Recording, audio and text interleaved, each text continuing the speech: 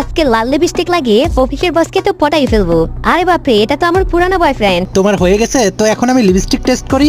এরপর আমি ভয় পেয়ে ইঁদুরের মতো এদিক সেদিক দৌড়াতে থাকি। তারপর অফিসে চলে আসি। অফিসে এসে দেখি রাফিও এখানে কাজ করে।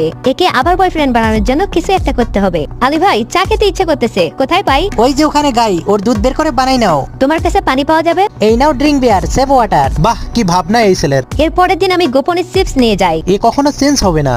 এই মিনি, তোমার জন্য খাবার রেখেছি, খেয়ে নাও। না না, আমি খাবো না, ওই যে দেখো ক্যামেরা লাগানো আছে। তারপর আমি গিয়ে ক্যামেরাকেই খুলে রাখি। আরে একে তো আমার আবার গার্লফ্রেন্ড বানাতে হবে। নাও আমাকে একটা দাও। আমি কেন তোমাকে দিব? একে তো আমি ছাড়বো না। আরে তোমরা মানুষ হওয়ার পরও কেন গাধার মতো আচরণ করতেছো? টাইম শেষ হওয়ার পরও কাজ করতেছো। এই পেতনি তো ঠিকই বলছে, মনে হয় এ আমার কোম্পানিকে ধ্বংস করেই ছাড়বে।